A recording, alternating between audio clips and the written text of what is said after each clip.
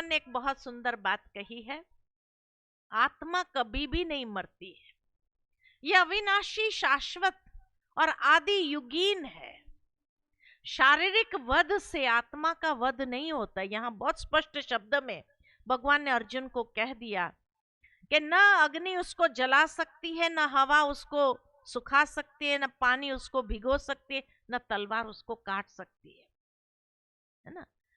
शारीरिक वध से आत्मा का वध नहीं होता है।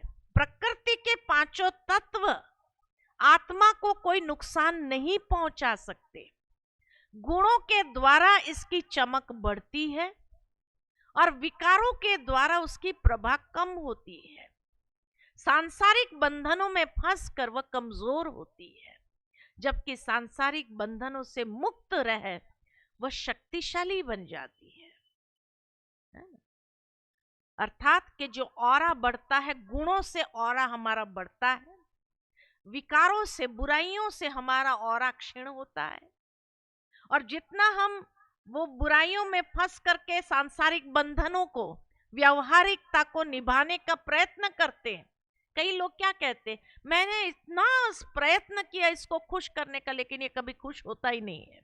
आप किसी को खुश करने का प्रयत्न नहीं करो, आप स्वयं खुश रहो और खुश रहकर खुशी खुशी से कोई कार्य करो तो सब आपसे खुश रहेंगे ही रहेंगे। आप किसी को खुश करने का प्रयत्न करने जब जाते हैं, वो खुश रहता नहीं है और आप भी दुखी हो जाते हैं, आपकी भी नेगेटिव सांचे में पड़ जाती है बातें। तो इसीलिए किसी को खुश करने का प्रयत्न नहीं करो, क्योंकि इंसान कभी खुश होता नहीं है।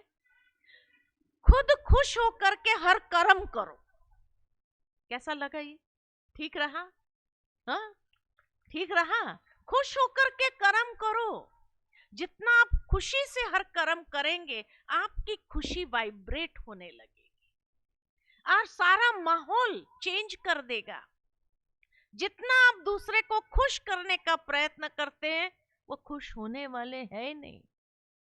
इसलिए खुश करने का प्रयत्न, आप खुश रहो, जिंदा दिली रहो, जिंदा दिली होकर के हर कर्म करो, हर एक के साथ व्यवहार में आओ, तो अपने आप वो खुश होने लगेंगे। आपके वाइब्रेशन उसके वाइब्रेशन को भी चेंज कर देगा, है ना।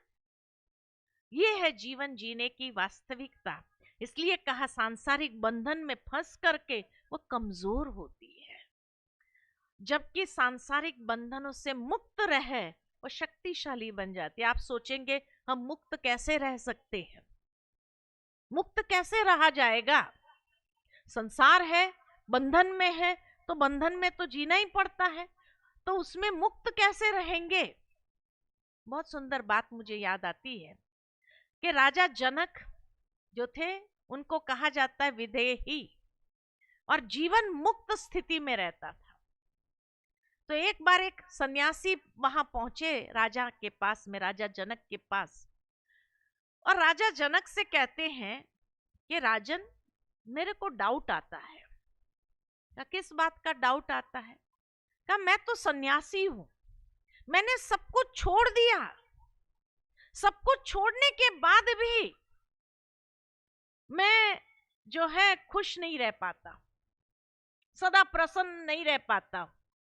मैं कैसे मानूं? क्या आप इतने भौतिक सुख सुविधा के साधन में रहते हैं? राजा था तो महल था, सुख सुविधा के साधन थे। इतने सुख सुविधा के साधन के बीच में भी आप जीवन मुक्त, जीवन में रहते इससे मुक्त कैसे रह सकते? राजा मुस्कुराए और कहा, बहुत सुंदर प्रश्न किया आपने, मैं थोड़ा अपना कारोबार पूरा करके फिर आता हूं, लेकिन तब तक आप एक काम करो, आप क्या करेंगे? नहीं तो बैठ के आपका टाइम वेस्ट होगा, आप मेरा महल देख करके आओ, मेरे महल में बहुत सुंदर कारीगरी है, आप देख करके आओ। तो राजा ने जैसे ये बात कही तो सन्यासी ने कहा, ठीक है, आप अपना कारोबार निपटा दो, फिर हम शांति से बैठकर इस पर डिस्कस करेंगे कि मैंने सब कुछ छोड़ दिया फिर भी मैं मुक्ति का अनुभव नहीं कर पा रहा हूं। आप इन सब के बीच में रहते हुए मुक्ति का अनुभव कैसे कर रहे हैं? कैसे आप जीवन मुक्त रहते हो? जीवन में रहते मुक्ति का अनुभव कर सकते हो। तो राजा ने कहा कि ठीक है, आप महल का अवलोकन करके आइए। फिर राजा ने कहा एक बात ऐसा है कि जहां महल के अंदर कारीगरी बहुत सुंदर है, वहां पर अभी तक लाइट्स लगी नहीं है, बत्तियां नहीं है। आप कैसे देखेंगे, अंधेरा होगा। आप एक काम करो, एक दिया ले जाओ और दिए की लौ में आपको सब दिखाई देगा। कहा ठीक है।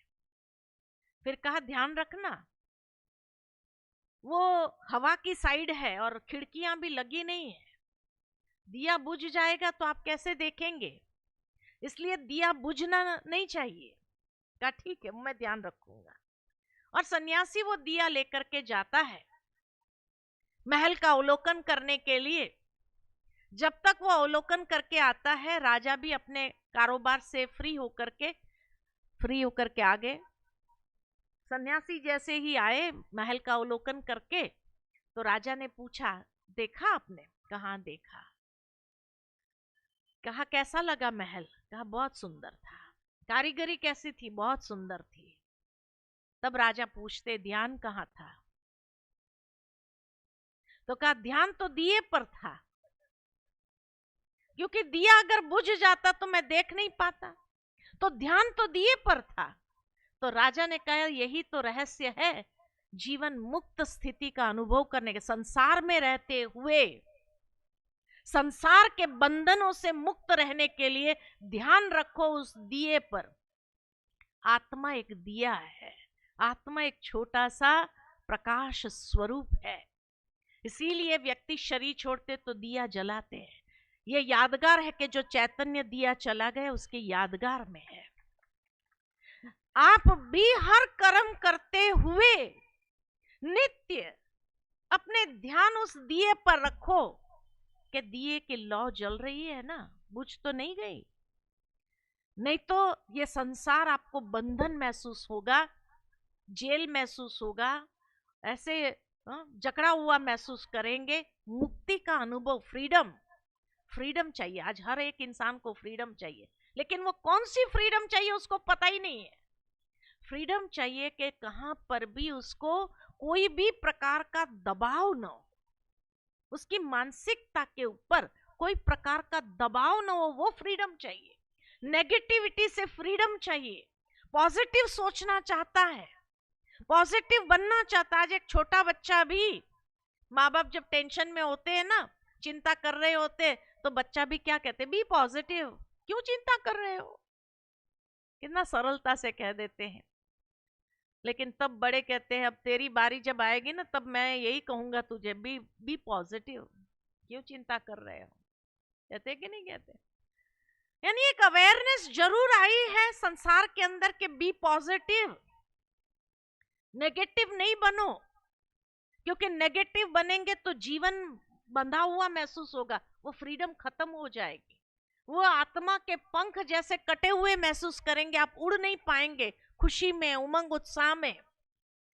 लेकिन जीवन में रहते, संसार में रहते, ध्यान अगर आत्मा दिए पर रहा, तो आप रियली फ्रीडम के साथ इस संसार को एंजॉय कर सकेंगे।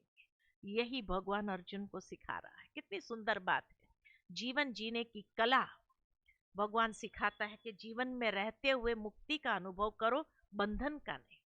फिर आगे भगवान